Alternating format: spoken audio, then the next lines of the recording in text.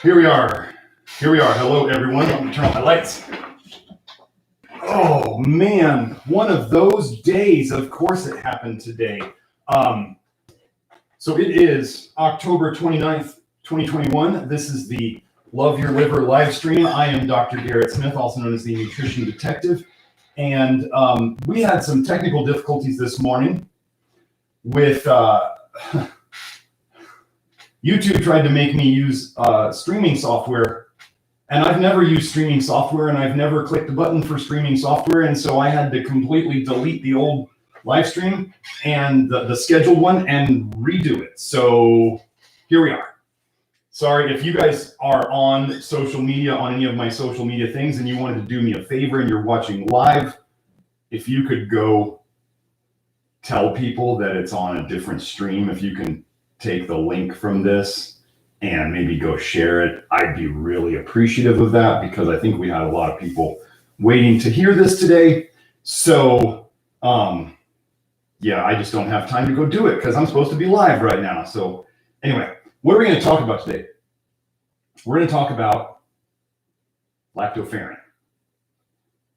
Lactoferrin, why are we going to talk about lactoferrin? Well, I'm going to give a little background for those of you who are new, maybe today to this or to this video, to my whole approach.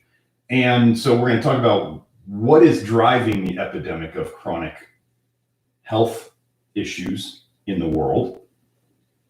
And then, this is just a day, isn't it? Forgot my mic. Sorry about that. And then we're going to go over, so first we go over what is driving the modern, I got the mic on now. And this is my setup. So if it sounds echoey, hey, the information's good. We'll get a better studio someday. So what is driving the modern health epidemic? Cholestasis, aka liver injury.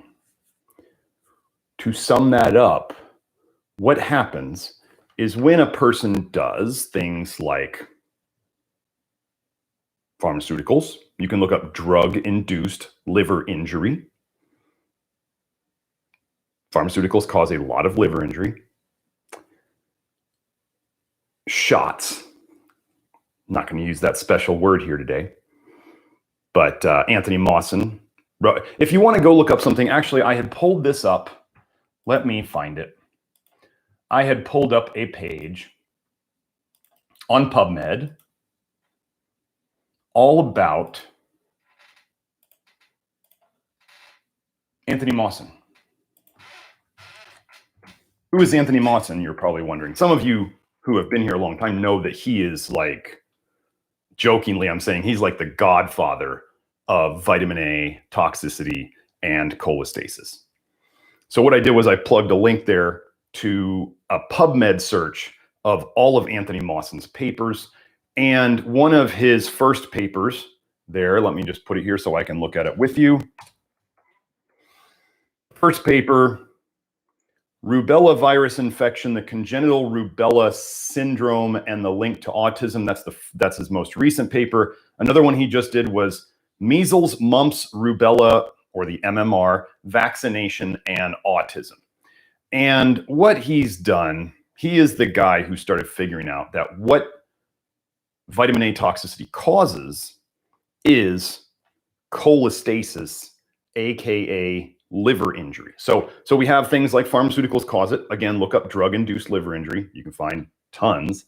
We have shots. We have many supplements. 20% of the cases going to emergency rooms these days of liver damage are being caused by supplements. So if you're out there and you're one of these people who think nutritional supplements are harmless, I can just take them all day. No, the problem with a lot of the research is it takes years to damage the liver. So you may be doing something that at first feels good, and over the years, it is injuring, damaging your liver. And you find out, it takes fatty liver, which is a form of cholestasis, probably about 10 years to show up if you're doing kind of normal messed up things to your liver. You can speed that up, of course. But so we have pharmaceuticals, shots, supplements, high fat diets. Oh, anybody out there doing a high fat diet purposely?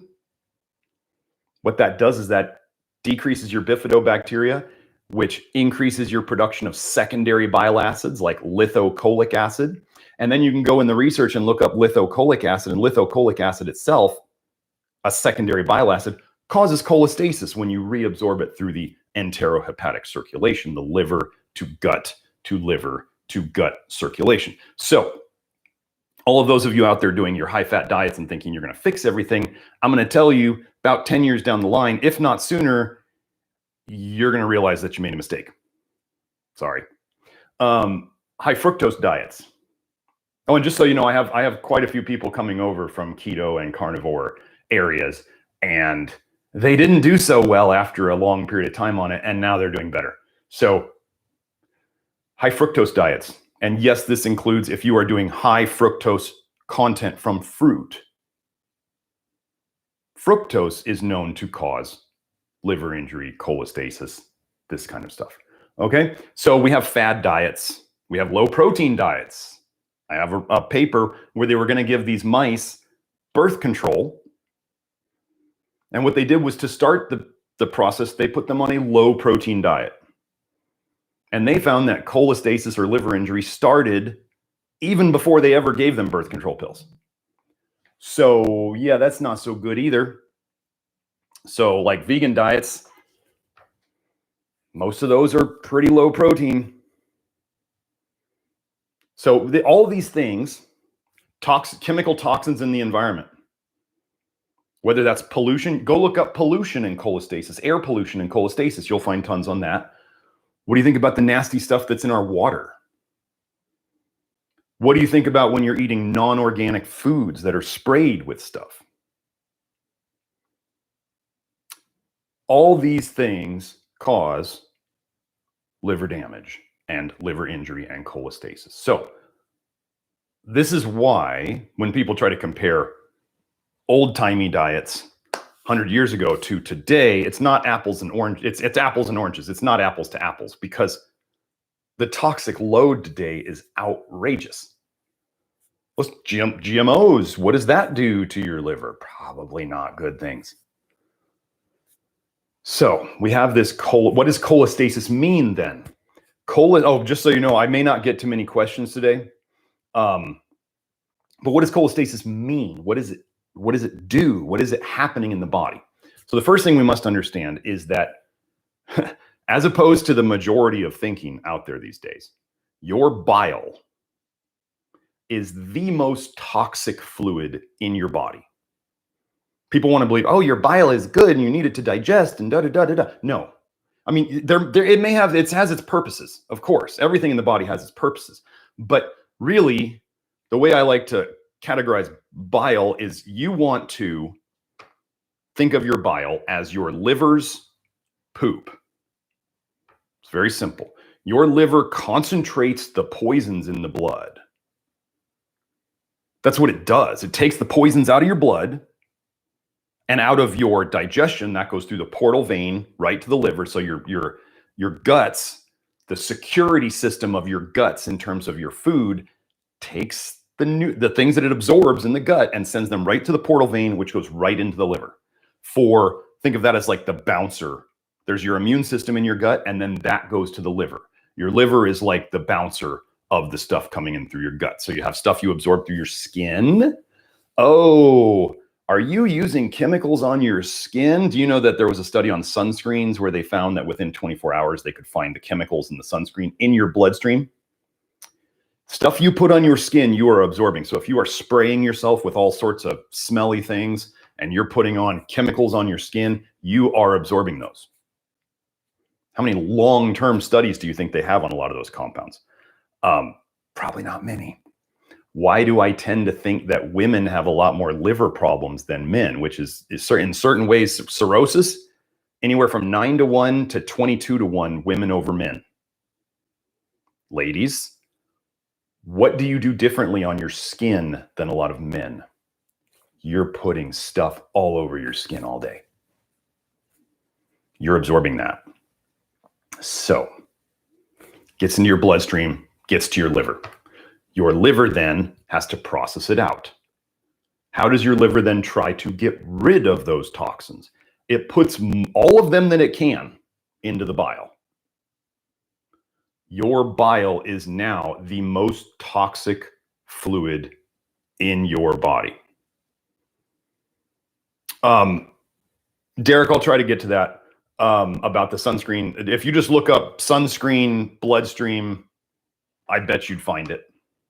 Sunscreen, chemicals, bloodstream. Well, I'll just so people don't say sunscreen, blood, PubMed. Let's just go see if it's on PubMed.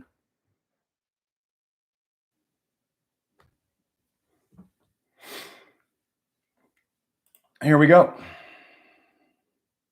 Effective sunscreen application on plasma concentration of sunscreen active ingredients. The key points, one of the key points of this paper, it says, meaning sunscreen active ingredients are systemically absorbed, which supports the need for additional studies to determine the clinical significance of these findings. Here, I'll put this link over there. There you go. So that's one. I saw another one on there. Let's see. I saw another one with a title that sounded right. Sunscreens in human plasma and urine after repeated whole body topical application.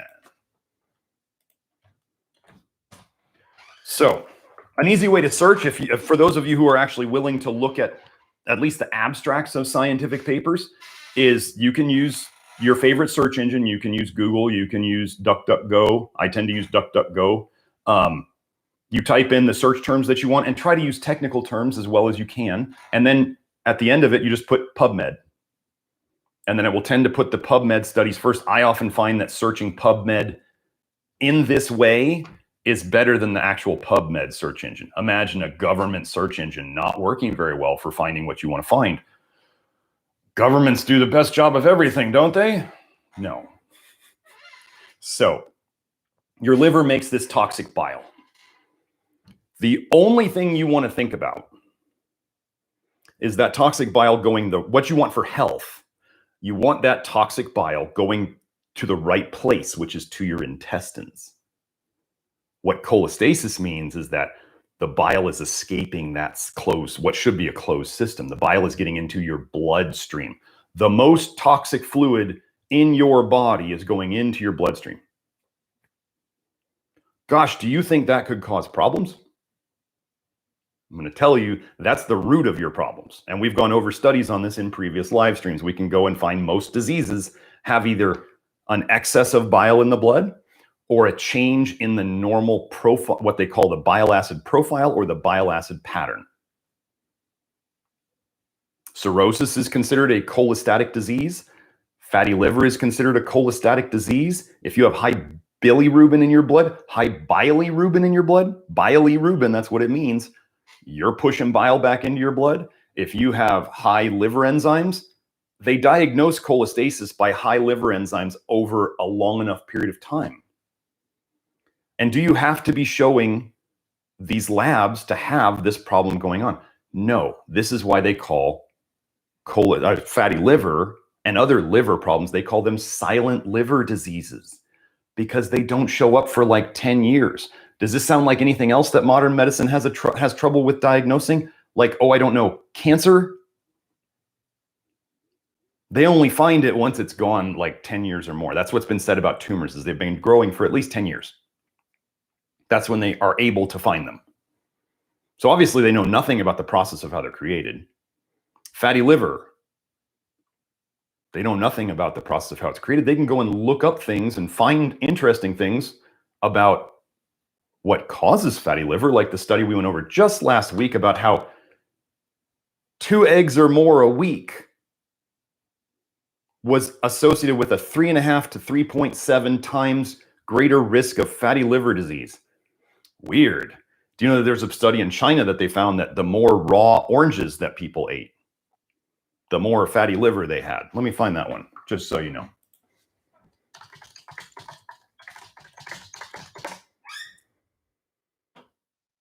So how do I find that? Like, how did I just go find this real quick? I typed in orange, fatty liver, PubMed. And here is that paper.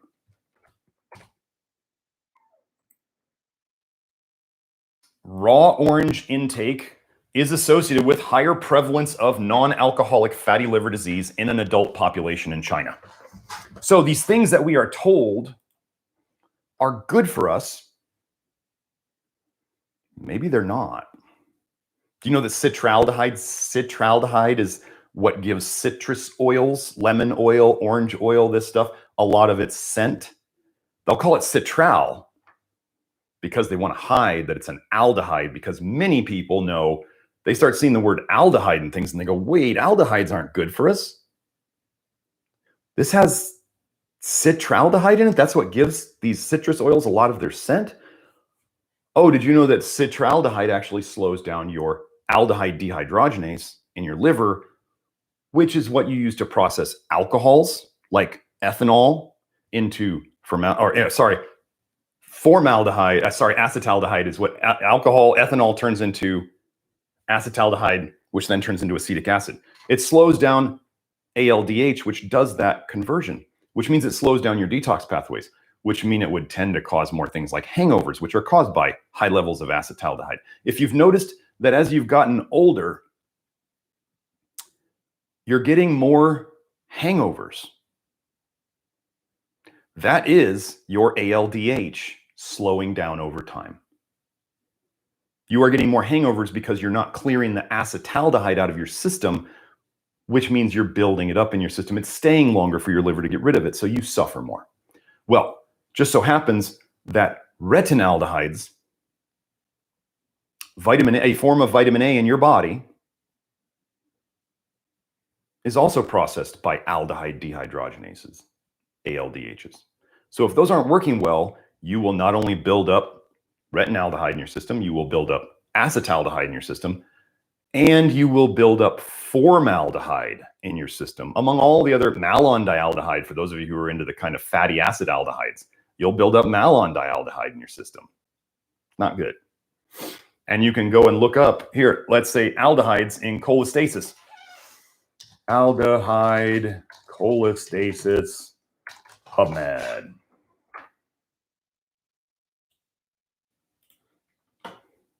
Cholestatic liver disease results in increased production of reactive aldehydes and an atypical periportal, portals referring to the liver, hepatic antioxidant response. Aldehydes are higher in cholestasis. Gosh. What I'm telling you is, if, as an example, should you be drinking alcohol? No, there's nothing beneficial about alcohol. If you are just remember that there's a multi-billion, if not, gosh, I don't even know, are they up to $1 trillion business in alcohol? Selling it to us? Do they like to sell us poisons? Yeah. Do you think that the alcohol industry has enough money to buy some studies? You decide. So, alcohol damages your liver. Sugar damages your liver. All these things. So they cause cholestasis. What this means is that when the bile is made by your liver, some of it is getting refluxed or backwashed or backflowed into your blood. It's going into your blood where it should not be. It should go into your big bile ducts. It goes into your little tiny bile ducts first, and then it goes into your big bile ducts, and then it goes into your intestine. And then as it goes through your intestine, you're going to reabsorb a lot of it. Some studies say 95% of it. We're trying to absorb less of it. But whatever is not reabsorbed goes into your poop, and you poop it out. That's what we want. I want you to think of the only thing you really need to worry about is you make the bile, you put your toxins in there, it goes into your intestines, and you poop it out. That's all you need to worry about your bile. Your body takes care of it. You don't need to be forcing yourself to make more of it, and just you speed up your detox pathways on purpose based on some sketchy research you find, but you're not pooping it out well enough. then you're just going to make yourself feel worse, because the weird thing about a lot of toxins in the body is, like alcohols and aldehydes, is they can actually become more toxic as the body detoxifies them. It's called intoxification or entoxification. So we have this bile getting into our blood. It can get into our blood from intrahepatic cholestasis, which is where the little teeny bile ducts in the liver are not working. They're damaged. You can actually have bile duct infarctions where they blow out holes in them. You can have just leaks. You can have all sorts of ways that it gets back into the blood. You can have extrahepatic cholestasis, which is where the big bile ducts outside of the liver, extrahepatic means outside of the liver, are broken or stagnant. Stasis means stagnation. Cola means bile. Stasis means stagnation. I'm going to tell you, most people think of stagnation as just sitting still.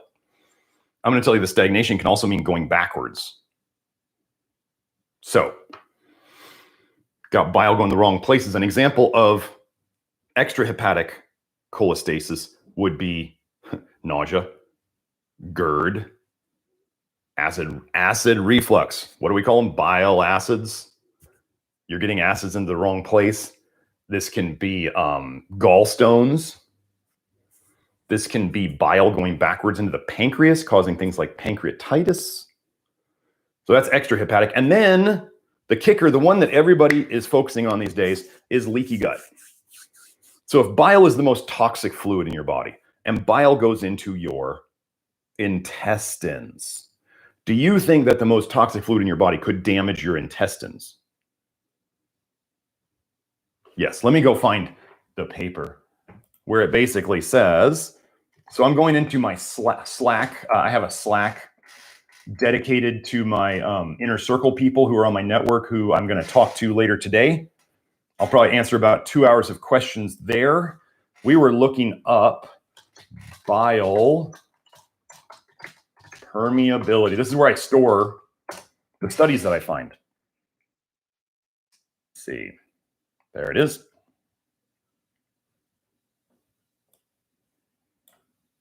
Bile acids modulate tight junction structure. Let me get this whole paper. I feel like I didn't have the right link there. Bile acids modulate tight junction structure and barrier function of Caco2 monolayers via EGFR activation. So what does that mean? Bile acids make better or worse your tight junctions. And if your tight junctions aren't tight, you get leaky junctions and you get leaky gut. Caco2 monolayers are cells, like in vitro cell studies going over intestinal cells. Okay. We conclude that, here's a quote from it, we conclude that selected bile acids modulate intestinal permeability via EGF receptor autophosphorylation, occludin dephosphorylation, and rearrangement at the tight junction level. These data, skipping a sentence, these data also support the role of bile acids in the genesis of necrotizing enterocolitis. Necrotizing means tissue death. Enterocolitis would be inflammation of the guts and the colon, of the intestines and the colon. These data also support the role of bile acids in the genesis, the creation of necrotizing enterocolitis. So when you are hearing people talk about leaky gut,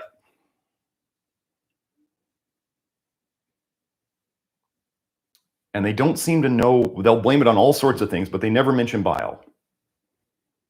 I just showed you bile acids modulate the tight junctions of the gut. Bile is the most toxic, most nasty, most damaging fluid in your body. So what does it do on its way by the bile ducts that it touches? We just showed that it damages the gut lining, makes leaky gut. So what do you think it could cause in the little bile ducts and the big bile ducts? Do you think it could cause leaky bile ducts? So you can get bile into the blood through leaky bile ducts in your liver, leaky bile ducts outside your liver, and leaky gut. Now you have bile in your blood. The whole basis, what's your disease state. We showed, it was either last week or the week before, about how different bile acid patterns caused hypothyroid or hyperthyroid. And the bile acid patterns were changed by taking thyroid medication. They said they all had the same amount of bile acids in their blood. You don't want bile acids in your blood. But hypothyroid had a different pattern than hyperthyroid, had a different pattern than the people taking thyroid medication who are still not well. If you're taking thyroid medication and you think you're well just because you feel better, no, your thyroid, to be blunt, still sucks.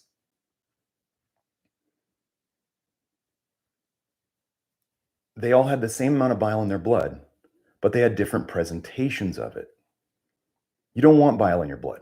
You want your bile in your intestines, or going back to your liver, or getting pooped out. Pooped out is best. So what happens when you don't poop it out?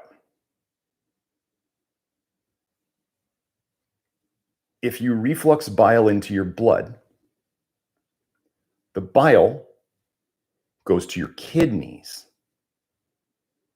Gosh, the most toxic fluid in your body is now in your blood, damaging everything it touches. Anywhere in your body. So what diseases can cholestasis potentially cause, Dr. Smith? Anything and everything, which is what we'll show with cholestasis studies and lactoferrin studies. So it goes to your kidneys. Gosh, can cholestasis cause kidney disease? Let me go into my Slack because I know I have something there. Cholestasis. Renal.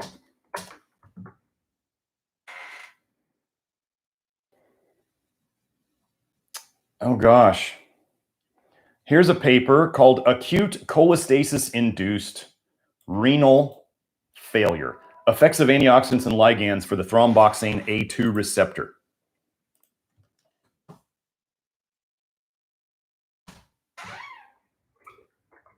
When you send this toxicity to your kidneys then can get damaged. Can kidneys fail before the liver fails? Absolutely. Your liver is the biggest workhorse in your body. It suffers in silence. It will keep working until it dies, liver failure, and then you die. Nobody has a way of, you can get a liver transplant, but other than that, it's not like dialysis for the kidneys where they can go and try to filter your blood like the kidneys do.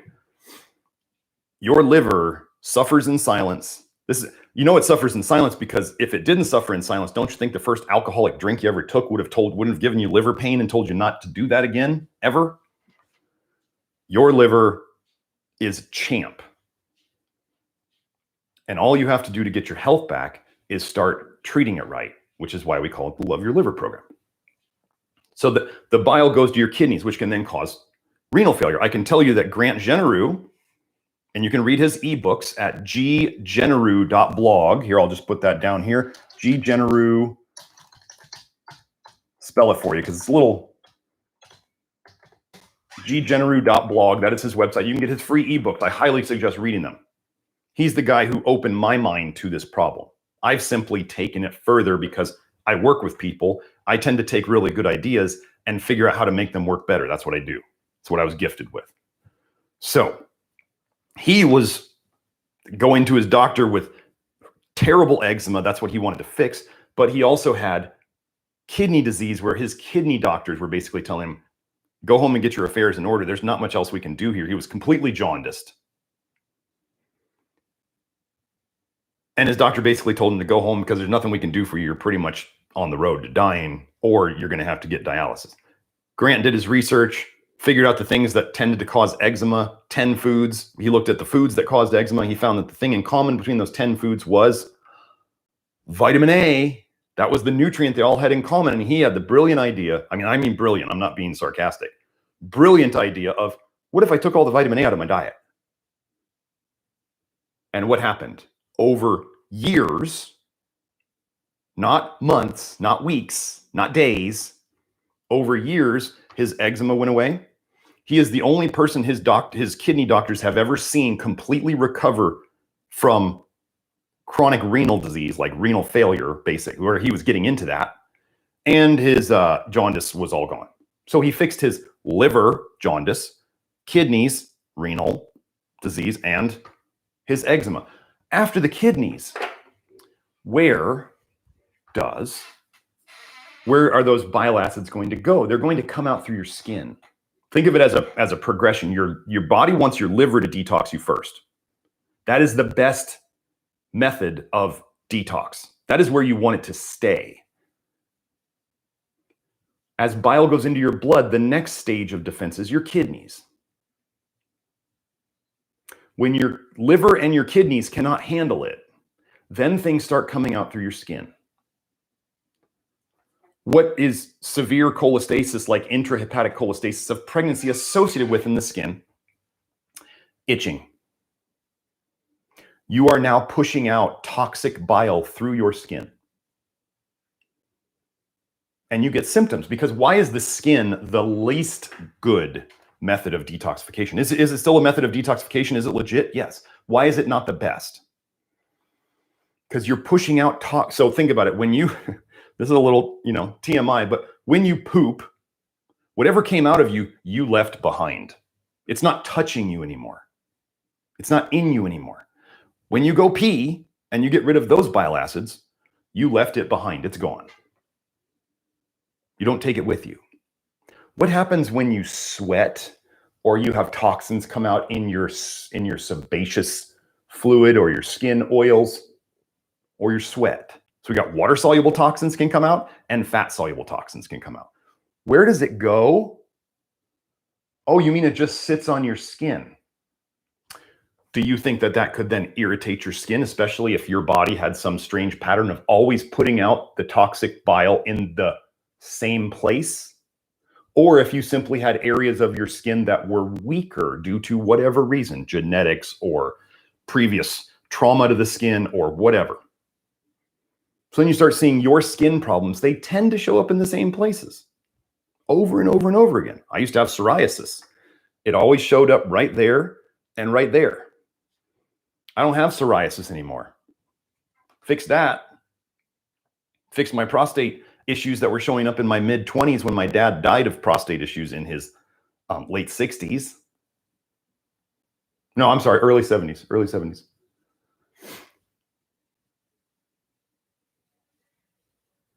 Fixed my chronic insomnia.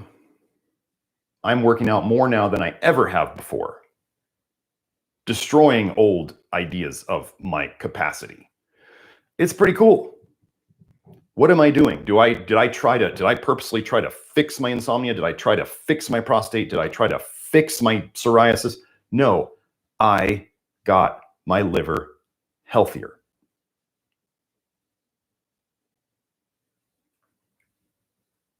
If you can fix your liver, we use various means. We do a very holistic approach in the Love Your Liver program. You can get better. So after all of this, can you do blood tests for bile in your blood? Yes. This is in the comprehensive liver assessment that is on the store at nutritiondetective.com. You can look for, well, you could see if you have high bilirubin in your blood. One of my good buddies in this program had always had high bilirubin in the blood. Got that down. We fixed that. So there's that. You can look at the liver enzymes like alkaline phosphatase, like lactate dehydrogenase, like ALT, like AST, like GGT. If any of those are elevated, I'm going to tell you that you have subclinical cholestasis for sure. And then you can get into bile acids. LabCorp here in the States, who I use, and you can, just so you guys know, you can order any of these tests through me. Just go to the store. You can order them. I believe that your medical information, which means information about what is going on in your body, your information, your freedom to do what you want with your health, you should be able to get any medical test that you want. It would be great if you didn't have to go through doctors to do this, but for a lot of people, a lot of places, they kind of have to. And they also would, you know, like a little more guidance than what they can find on Dr. Google, which is what I do to help people. So so cholestasis, if you have anything in terms of bile acids in your blood, our goal is 0 bile acids in your blood. 0. I didn't say 0.1. I didn't say less than 1. I said 0. That is our goal. So you get serum bile acids.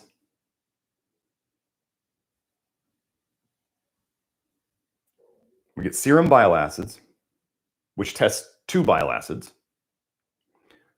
If you want the complete picture, the most complete picture you can get of your bile acids, fractionated bile acids adds 4 more. So you can get 6 bile acids tested from LabCorp.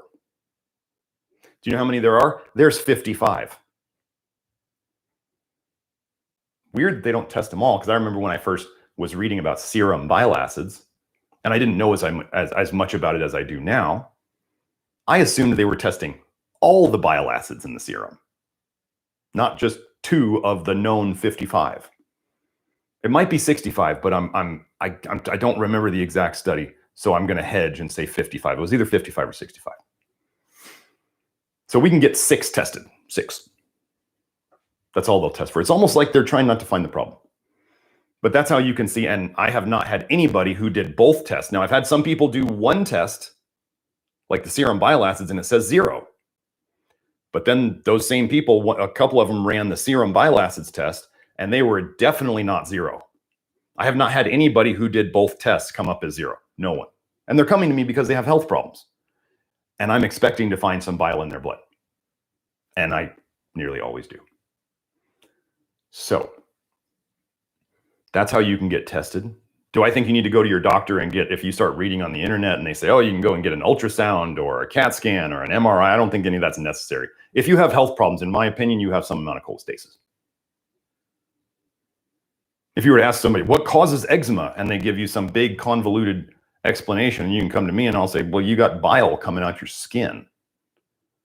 Whatever's affecting your skin, could it be copper? Toxic copper? Sure.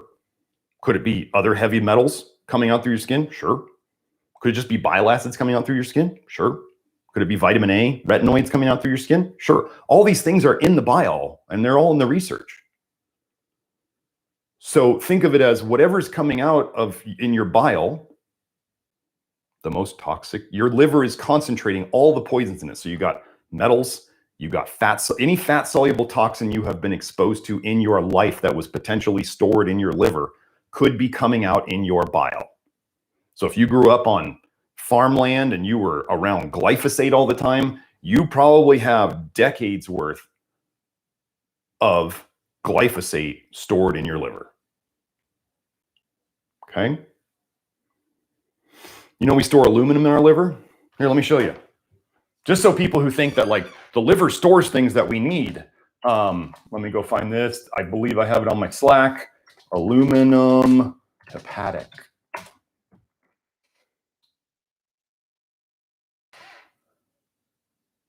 Here, let me take the important line out of here. So if anybody wants to argue that we store vitamin A in our liver because we need it, we store copper in our liver because we need it. Okay? Oh, I can't do the whole quote here. It's too many letters. I'll just read it. Okay. Here's the paper. Increased biliary transferrin excretion following parenteral, that's injected, aluminium administration to rats. Aluminium accumulates in the livers of patients receiving either parenteral nutrition, parenteral can also be tube feeding, or hemodialysis. So they can be trying to clean people's blood because their kidneys don't work, And they're putting aluminum in their liver. When given parenterally to rats, aluminium causes cholestasis. Let me just read that line again. When given parenterally to rats, aluminium causes cholestasis. That's interesting. Things that accumulate in the liver, the research shows, Anthony Mawson's research, and I'm going to come out with a video on this soon enough, vitamin A causes cholestasis. Vitamin A accumulates in the liver. Copper has been shown in the research to cause cholestasis. Copper accumulates in the liver. Aluminium accumulates in the liver, has been shown to cause cholestasis.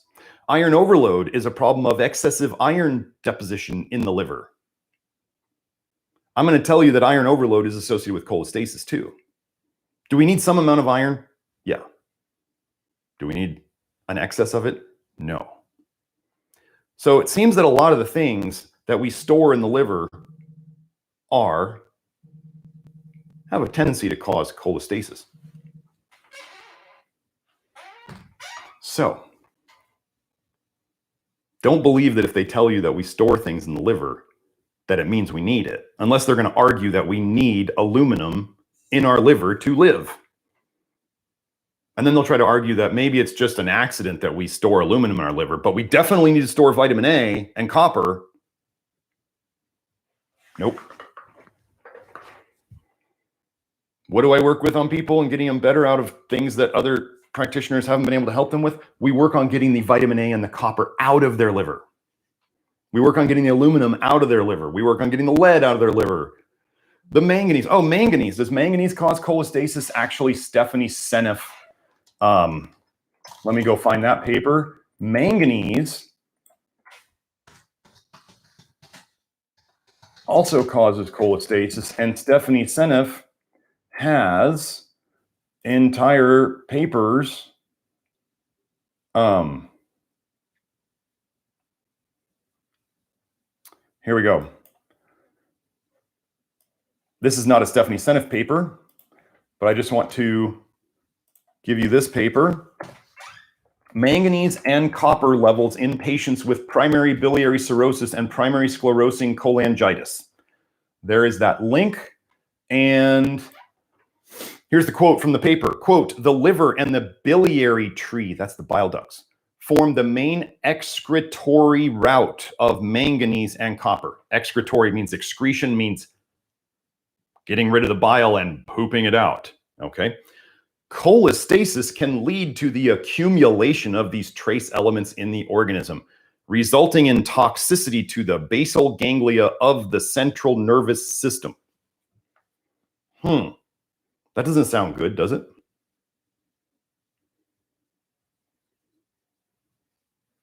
So I don't have the Stephanie Seneff paper here, but let me find this other paper, copper and manganese concentrations in biliary cirrhosis of the liver. Here, I'll put this one here. Too many. Wait. Wow, that's too many. Hold on. I think it should still work. Derek, try that link. That last link I put on there. See if it works. It should work.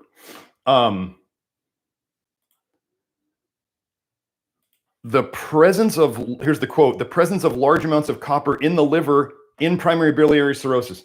The presence of large amounts of copper in the liver in primary biliary cirrhosis has been confirmed.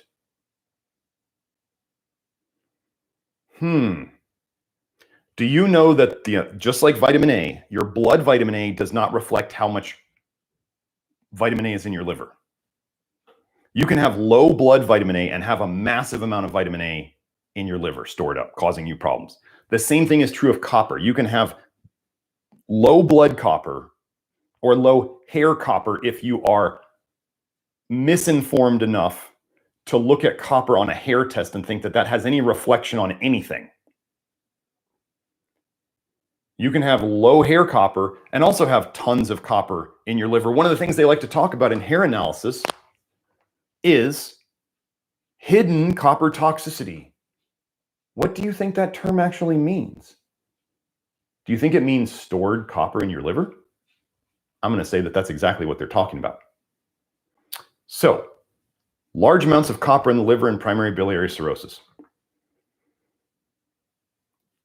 So they talk here about the manganese content of the liver is slightly raised in both these conditions. They are talking about long-standing extrahepatic biliary obstruction. That would be cholestasis, extrahepatic cholestasis, and primary biliary cirrhosis, which is intrahepatic cholestasis.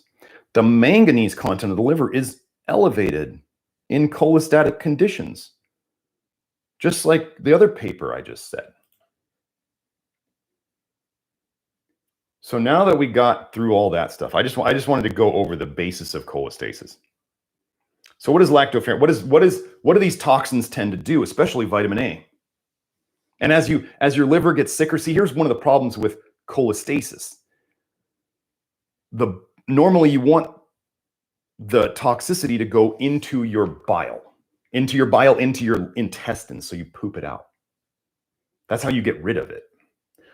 With cholestasis, the bile is going backwards into your blood. This means it just goes in a loop in the blood back around to the liver, which means you didn't get rid of any of it. So this loop is not getting rid of anything. Maybe a little bit to the kidneys and a little bit to the skin, but this is not really getting rid of much. So then any toxins you have come in, misguided supplements, misguided diets, whatever, you are accumulating more of these toxins in your liver. So this is how people can have vitamin A toxicity in their liver, even though they never really had too much vitamin A, because if you cause yourself cholestasis, you start accumulating stuff like vitamin A that you do eat in your liver. You can't get rid of it fast enough because you've gunked up the system. So vitamin A toxicity, for example, where do we make lactoferrin? We make lactoferrin in the epithelial cells of the body. You can look that up. That basically means the outer cells of every organ that you have. So it's like the inside of the blood vessels. So think of anything that's touching, that's the outside of a tissue, is epithelial cells. Your skin's epithelium, the inside of your guts is epithelium, the outer covering of all your glands and your organs is epithelium, the inside of your blood vessels is epithelium. Just think of anything, the outside of anything is epithelial cells. Epithelial cells make lactoferrin. Your bile ducts are epithelial cells, the inside of them. Epithelial cells make lactoferrin. The other cells that make lactoferrin are neutrophils, one of your white blood cells. What if I were to tell you that vitamin A destroys epithelial cells? This is in the literature. And vitamin A causes, over time, neutropenia, which is low neutrophils. What do you think that would do to your lactoferrin production in your body? Human lactoferrin. What does lactoferrin do in us? I'm not making any claims, but what I have seen in the research is lactoferrin can bind up free copper. Lactoferrin can help with iron homeostasis in the body, both iron deficiency and iron excess. Lactoferrin has been shown to positively affect the immune system. Lactoferrin has been shown to positively affect the gut biome. Lactoferrin has been shown to positively, I mean in a good way, affect biofilms. It doesn't make biofilms stronger, it makes the opposite. And lactoferrin has been shown to be critical in repairing the bile ducts. Cholangiocytes, store that word. Cholangiocytes, bile duct cells. Let me go find that paper. I had it pulled up earlier. We will go cholangiocyte lactoferrin.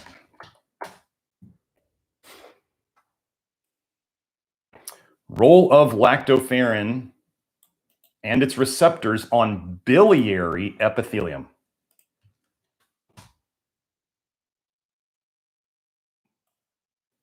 I found the line down here. So we're talking about the product that we made is a bovine lactoferrin, which means it is a lactoferrin derived from dairy. Okay. It is the research on it is amazing. Our, well, I'll get into all the benefits about why you would want to use ours over other ones, which we have seen in feedback from people. But so I just wanted you to know what bovine lactoferrin means, lactoferrin from cows, because, well, unless you're the type who's going to go kind of do the interesting thing of trying to source human breast milk lactoferrin from other women, I'm not going to do that. And bovine lactoferrin, the research on it is quite amazing. So I'm going to be sticking with the cow lactoferrin. So let's just take this last line. Let me put this in here. Let's see if I have enough characters here to put this quote in here. Nope, I don't. While I delete that, let's go back into Slack. Okay, the results. So sorry, the paper, role of lactoferrin and its receptors on biliary epithelium, which is where cholestasis starts. The results support a proliferative role of human lactoferrin on the biliary epithelium. That means it helps the cells to reproduce, to regrow, okay? This proliferative effect of HLF, human lactoferrin, and BLF, bovine lactoferrin from cows, on cholangiocytes could be particularly relevant in human cholangiopathies, that's bile duct disease, such as primary biliary cirrhosis, characterized by cholangiocyte death, and ductopenia, which would be the lack of bile ducts. Okay. So what we know is that in cholestasis and liver injury, there are bile duct problems, and we are getting bile in the blood. What is one way that we can repair that? Well, what Grant didn't ever do lactoferrin. Grant fixed his diet to put in a lot fewer toxins. Note that his diet didn't have alcohol. It was pretty organic. His diet didn't have sugar. It didn't have, actually, it was very low fat in general. He was basically, a lot of the funny stuff was his personal. Now, if you want to eat the same diet like Grant did, basically the same diet over and over again for years, you can do that. There's a lot of people out there trying to do that, and they're kind of failing because eating the same food every day, you're not a dog eating dog kibble every day. It's pretty hard for humans to do that. Grant is a motivated, self-disciplined engineer type, and he's doing it, and I applaud him for it. He's doing it for 10 years. He wants to prove that we need no vitamin A in our diet. And he's doing it, and I absolutely. Grant is a buddy of mine. He comes on my Inner Circle Q&A once a month to answer questions there. He is a buddy of mine, and he is, in a way, he's kind of a mentor in terms of helping me to find this path. So you can do it that way. Are there ways, people always want to know, are there ways we could speed this up? We do what we do. We give the body what it needs. That's what I do with my testing, my nutritional testing. I test hair and blood. We test the body, we find out what the body needs, and we give it to it, whether it's through diet or supplements. And to catch up on decades worth of lack of nutrients, you're probably going to need supplements. If you want to hope that, so if you're one to believe that, like, well, we have nutrient deficiencies that we've accumulated over years or decades, and if you're also one to believe that there's fewer nutrients in our food today than there used to be, what in the world makes you think that you're going to catch up by eating whole foods? This would be like saying my paycheck is not enough to cover my bills, and I have these debts, but I'm just going to keep the same job and just keep working, and eventually things are going to turn around. This is what a lot of people are doing when they are mimicking Grant's diet. They are hoping and praying that they're going to get enough nutrients from their food to undo decades worth of problems. It worked for Grant. It's not working for everybody. So what do? We get the body what it needs. That's part of my philosophy. That's part of my approach. We also we stop putting in the things the body doesn't want. Vitamin A is one of them. Sugar, alcohol, pharmaceuticals, non-organic food, simple things. This all makes sense when you go see it. It's just out of the ordinary. And then we also help the body to get rid of what it doesn't want. We make sure the body's eliminating, pooping. We do things to help the body in the gut to absorb more bile so we can poop out more bile per poop. More bile per poop. That's what we're after. But we don't want to push out more bile into the intestines if we're not getting rid of it. If you're not pooping and you're trying to push bile and you're feeling worse, you're doing it to yourself. You're doing it wrong. This can be fixed. Okay? And then the last thing is we want to fix the bile ducts. Can this happen by just simply, if vitamin A toxicity decreases epithelial cells and decreases neutrophils, and these are the things that make lactoferrin, does it make sense that as you get less vitamin A toxic, your body will be able to restore those epithelial cells and restore the neutrophils? Sure, yes.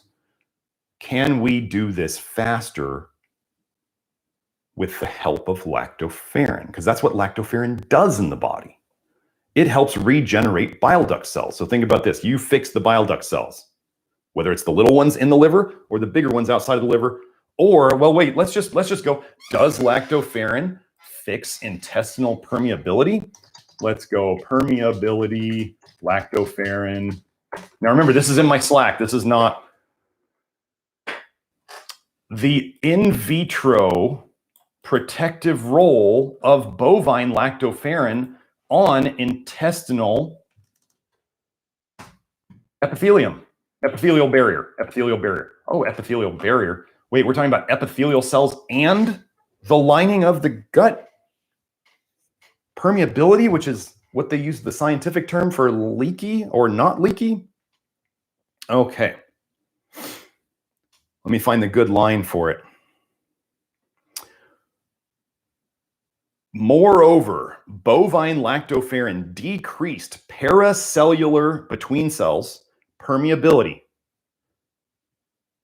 and increased alkaline phosphatase activity and transepithelial electrical resistance, strengthening barrier function.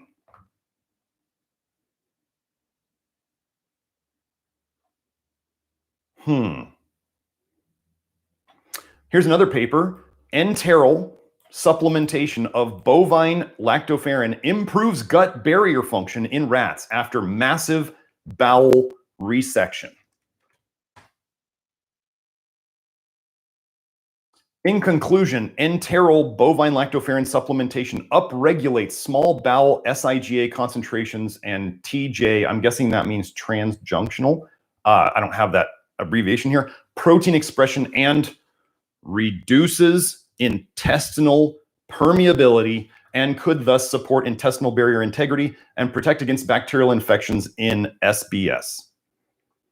SBS is, I got to go find that whole paper here. I just took the quote out of it. Oh, that's small bowel resection, I believe. Short bowel syndrome. Short bowel syndrome. That's when they take out part of your gut. So what happens when you get cholestasis and toxicity from any sort of direction? This is the thing, is you could have taken an antibiotic. Go look up antibiotic liver injury. If you were ever floxed, Cipro damaged you and you can't seem to get over it, or you were damaged by Accutane, or you were damaged by all antidepressants, what they caused you was liver injury, cholestasis. And over time, you're slow, because you're not clearing toxins out of your system well, because you have this cholestasis, this loop of poisons in your body, you're slowly getting worse. You know this. Maybe you've done some things to help.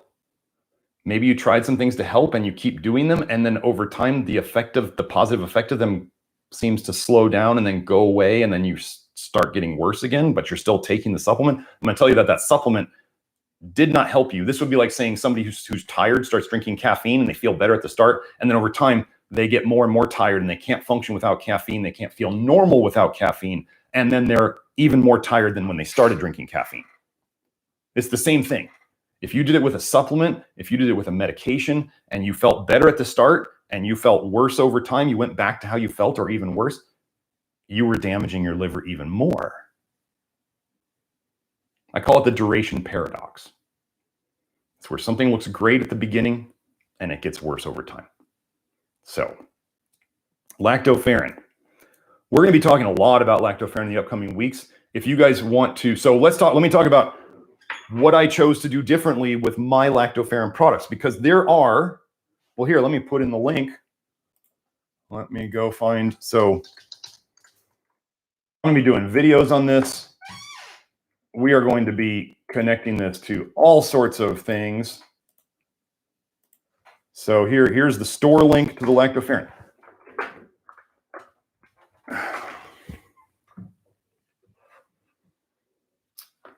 Let me just go to my link here. Let's find the benefits so I don't miss any of them. So we did a lot of experimentation. I got to get going here pretty soon because I have my inner circle at 9:15. But one of the things I insist on my supplements, and I know many of you out there are very into, because you don't want extra things in your supplements that you don't need. One of the big things that I was most interested in with my products, with any supplement I make, is that they have no additives or extra ingredients. So we had to make a slightly bigger, the common lactoferrin products in the market are 250 milligrams a pill of lactoferrin, 300 milligrams a pill of lactoferrin. What I did with our manufacturer was I said, how am I going to, he said, I wanted to make something around those doses. And he said, we can't do it without additives. I said, okay, how much do I need to put in a pill so I don't have to add additives?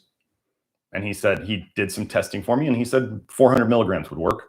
I said, okay, we're going with 400 milligrams. So if somebody wants a scientific approach to why I picked 400 milligrams, if you don't realize that most of the things out there are not scientific, they're kind of done for other reasons.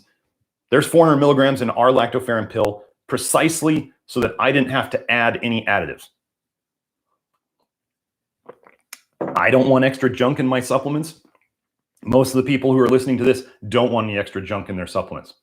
Being that it's a capsule, you can open it up. You don't even have to take the gelatin capsule. You can toss that out and just take the powder. You could take it straight. It is a little sticky. When you get lactoferrin wet, it does tend to stick to things. It just takes time to dissolve. So you just let it sit for maybe 10, 15 minutes, maybe stir it a couple times. It will completely dissolve. You can then apply it topically if you wanted to areas. You can go look up topical lactoferrin. There's some interesting studies on it helping that way. You can drink that water. That's how I give it to my kids. I mix it with some water. That's the nice thing about not having any fillers or binders or flow agents or anything like that, is it's clean. But it will stick to your teeth if you take the powder by itself because it's sticky and then it dissolves in your mouth and then it goes away. Or then you swallow it. That's really what you do. So one of the biggest differences between our lactoferrin and other lactoferrins in the market is that ours comes from fresh milk. Don't ask me if it comes from the word that rhymes with yaw, because I'm not going to say that in the US. But if you can manage to wrap your head around the idea of fresh milk, premium fresh milk from French cows. Ours comes from that. If you go and research nearly all, I'm not going to say all, but nearly all of the lactoferrin products on the market, you will find that they come as a byproduct of whey production from the cheese making industry.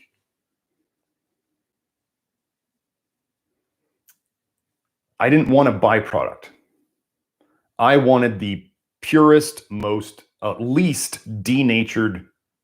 It's a protein, so it can denature. It can change, structure and become not useful. I wanted it the freshest, the purest, the cleanest I could get. And the pro diet lactoferrin is that. Now, then the next question that people will start looking at as they start looking into lactoferrin on the internet is they'll say, is it hololactoferrin or is it apolilactoferrin? So when a human mother produces lactoferrin for her baby, or when a cow produces lactoferrin for her calf, does the human mother or the cow make all apolilactoferrin or all hololactoferrin? This means apo is lactoferrin. So when you hear ferrin, ferrin is related to iron, right? So it's lactoferrin is an iron transport protein. It can do that. It also grabs onto copper. How do humans make it? How do cows make it? Do they all make all of one type or all of another type? No, they make a mixture of it. That is the natural state of lactoferrin, is to be in a mixed combination. So what do we do? Do we believe that this, what's the word I'm looking for? This wonderful design of ours, if the wonderful design makes a mixed lactoferrin, what do we want to use? We're going to use the mixed format. What would it take to make something that is all apolilactoferrin or all hololactoferrin? Apo's without, holo's with. Well, you'd probably have to process it more. You'd either have to remove the iron from it. How you're going to do that chemically, I don't know. I haven't looked into that. But anytime you process anything chemically, you're going to leave chemical residues. Can you filter it? If you're filtering it, you're just putting it through more stages. What do we know about processed foods in general? Are they as healthy for us as unprocessed foods? Generally, no. They get more oxidized. They get more denatured. Ours is only they filter it to get the lactoferrin out, and they spray dry it to make it into a powder. And they are purposely trying, Ingredia in France, they are purposely trying to expose this to as little heat and as little processing as possible.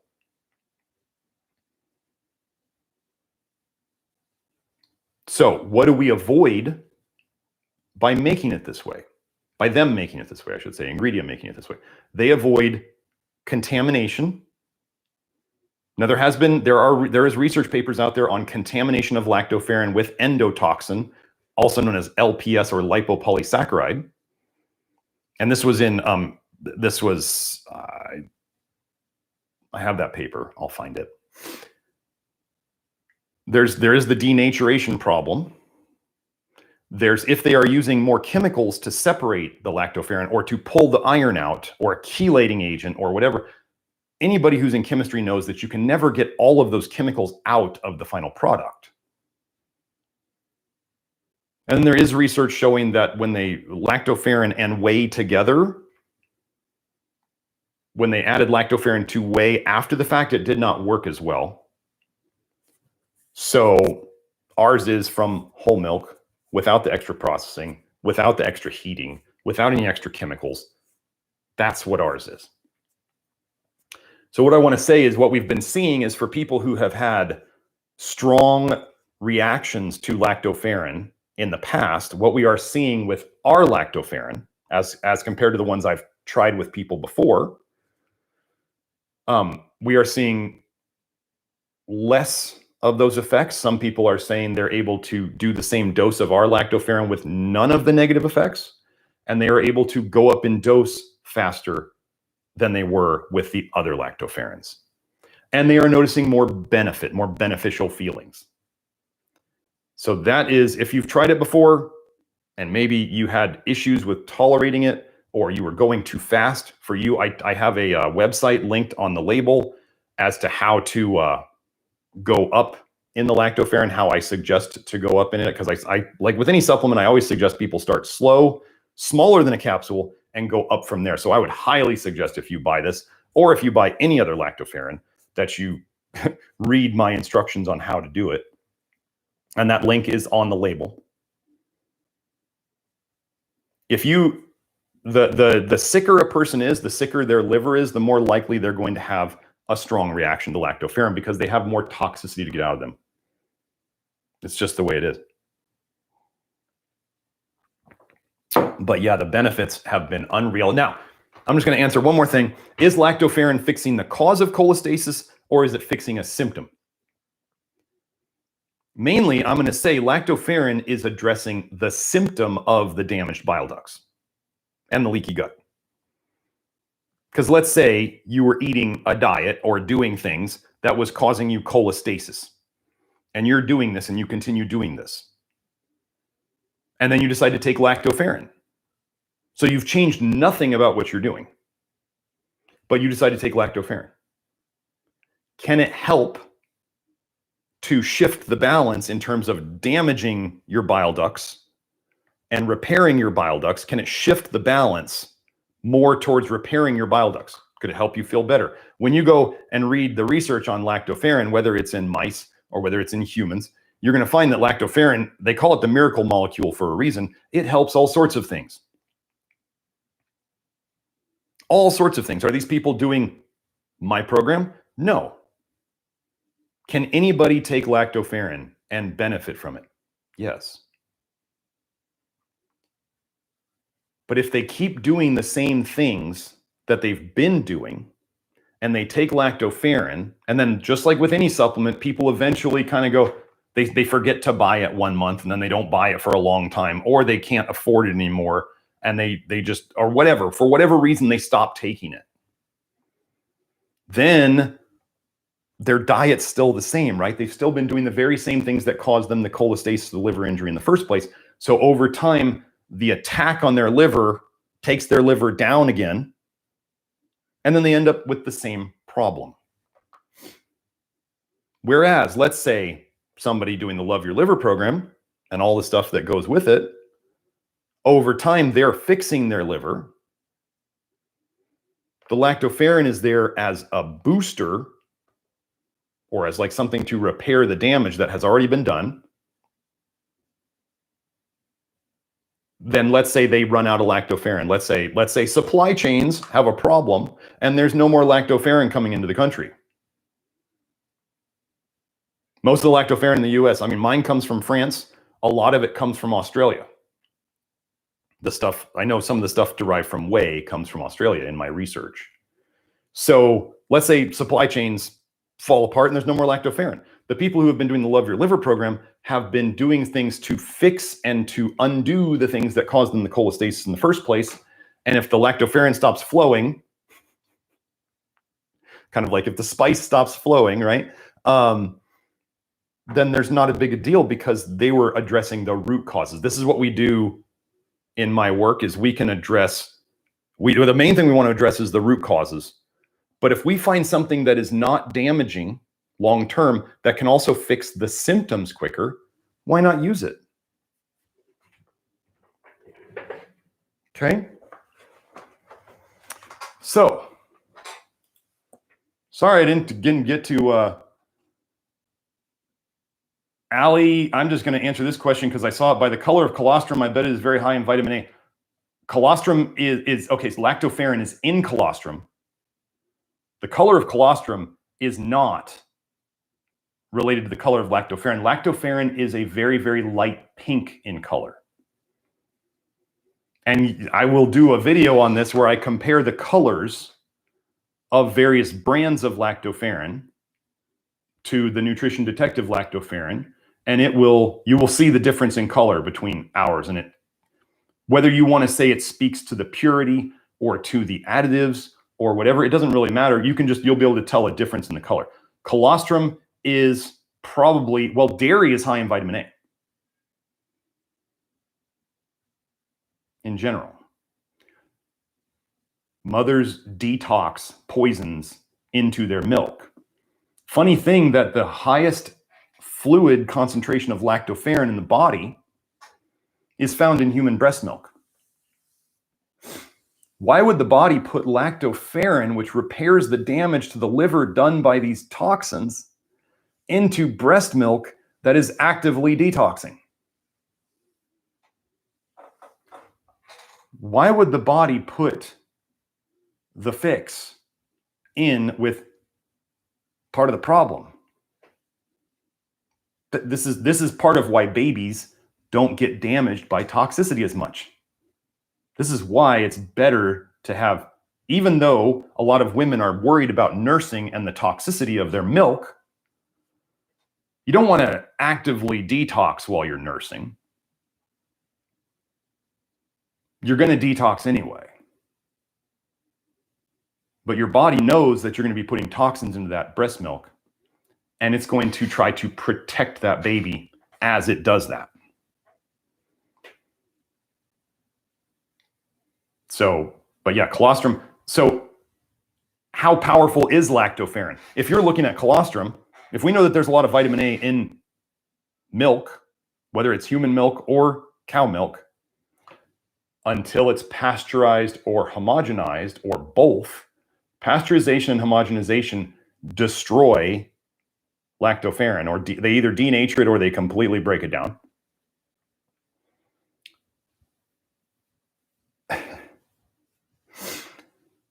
It's put there to help you,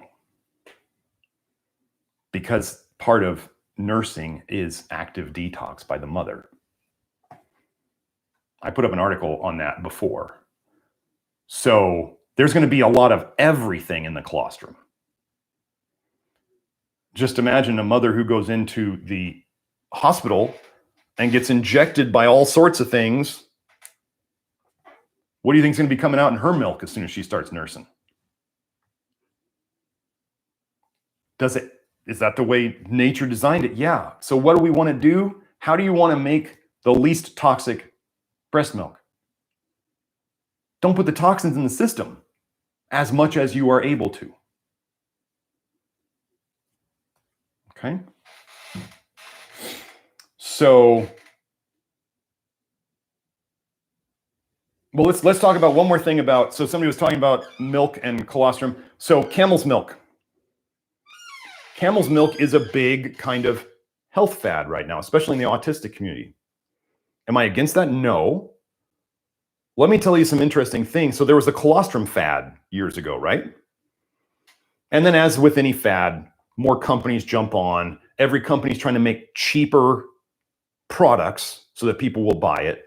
So then they start using maybe milk that's pasteurized and homogenized. So it's still colostrum, but there's no more lactoferrin. And then you get a whole rash of people saying, this colostrum doesn't work. The stuff I got doesn't work. Why does it not work? Because the active ingredient was lactoferrin and they destroyed it. So camel's milk is the new fad. Camel's milk is the closest lactoferrin to human lactoferrin. 90% similar. Bovine lactoferrin is about 60% similar to human lactoferrin. Camel's milk, by concentration, has the highest amount of lactoferrin per, fluid liter, or however you want to measure it. It's got the highest concentration of lactoferrin. But still, I believe the therapeutic dose of camel's milk is still a pint a day. 16 ounces, half a liter. Okay, that's a lot. And if you've priced out camel's milk lately, doing a liter a day is expensive. It's a lot more than less than $1 a day of the nutrition detective lactoferrin. And people have mixed feelings about the taste of camel's milk. Now, like I said, with my kids, getting my kids to drink therapeutic amounts of camel's milk a day, not going to happen. Can I dissolve a pill of lactoferrin? Well, I do. I'm not going to get into the dosing I do with my kids, but can I dissolve their dose of lactoferrin in a bit of water, and then if they want to, they can drink it straight? My daughter drank it straight. My boy mixed it with a little bit of lemonade because and I'm okay with that because he needs to take it. Just like I'm saying, the benefit of lactoferrin in, let's say, colostrum outweighs the toxicity of it. For my kid to take lactoferrin, I'm okay with him adding a little bit of sugar to it because it gets him down, and I know the benefit outweighs that little bit of sugar. Now, too much sugar in a day, not good for anybody. But a little bit of sugar to help the medicine go down, in terms of this being good medicine, totally worth it. So I have to get going. So any of you who want to read, I put the link to the store here, our Lactoferrin product on there. If you look at the label, you can find the link to my Lactoferrin instructions and FAQ. It's not, that page is, you can't find it unless you use that link. So that's the big announcement we'll be going over. So we've covered cholestasis and how that happens. Know that my Love Your Liver program is a do-it-yourself program that, if you want my help directly, that's not, the Love Your Liver program is a do-it-yourself program. We have 800 people there. We have an awesome community. That's how people get help. There's my articles. There's other people's comments on there as feedback. Think of it as a mini Facebook with an educational courses in it dedicated to helping you learn how to love your liver instead of damaging it. Then I'm about to go into the network, into that Love Your Liver network, and do my inner circle, which is where I talk about things like this for, I'm probably going to talk for 2 more hours straight on questions that people have. If you're in the inner circle, questions are basically guaranteed to get answered.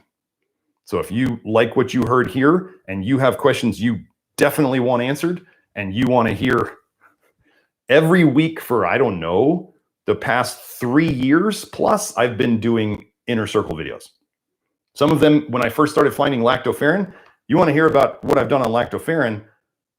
My initial videos on cholestasis and Lactoferrin, I was talking for 6 hours straight, posting reference upon reference.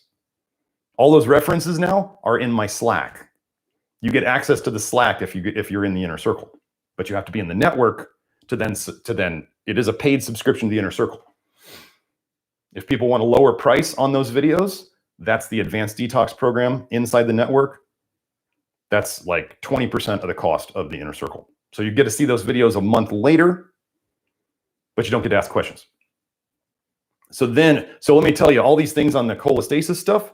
I believe we started doing the cholestasis thing maybe back in March or April. The Lactoferrin thing back in March or April. So people in the program, people in the inner circle, and then the advanced detox program got to learn about the Lactoferrin first, and they got to be kind of, if they wanted to, they got to kind of be the test groups to see how this worked, to test it out.